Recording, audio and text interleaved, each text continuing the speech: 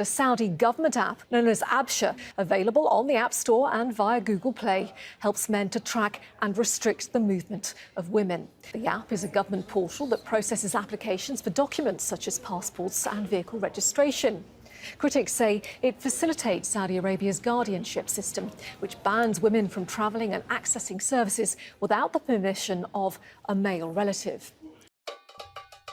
Let me tell you a tale of how apps and technologies are used by a world comprised of profoundly differing ideologies.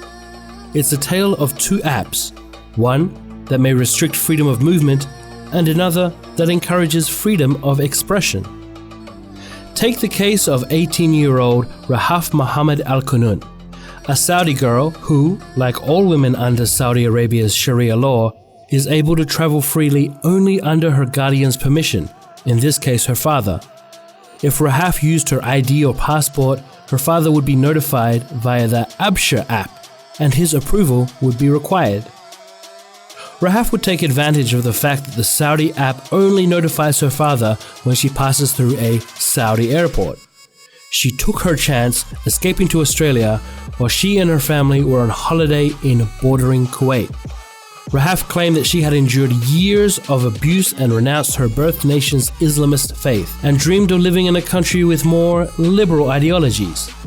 This is called apostasy, and under Sharia law, it is a crime that could be punished by death. The escape attempt was a huge loss of face for her family, whose patriarch, a senior official, she said, would perhaps be bound by honor to kill her.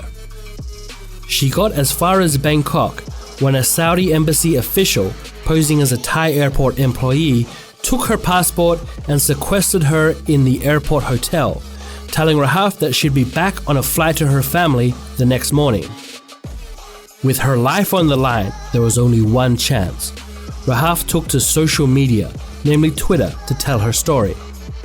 Her tweets got the attention of dozens of activists, and with some translation and, let's be honest, some good photo app filters, her pleas for help went viral, and hashtag #SaveRahaf quickly trended. As people caught the story in real time, the wider mainstream media, human rights groups, and the UN had to take notice. With her story actively being verified, and with less than 12 hours until her flight, Rahaf barricaded herself with a snooky journalist in her hotel and documented various attempts to get her out of the room and away from social media, including members of Kuwait Airlines, Thai officials, and imposter UN officials, who promised everything would be okay.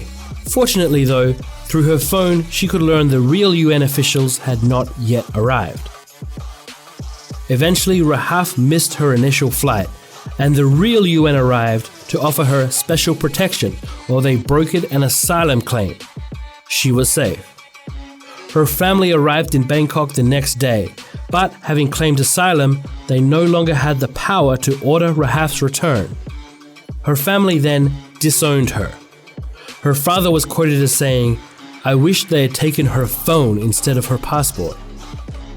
Rahaf is now relatively safe in Canada, still using social media to document her new, very apostate lifestyle. It's kinda bold when you consider what the Saudi officials have allegedly done to critics, even in other countries. For now, both Absher and Twitter are still available in Saudi Arabia's app stores. This is the world we live in, and this is Behazey, signing out. Of the video, not signing out of the world. Damn, I screwed up my thought-provoking ending.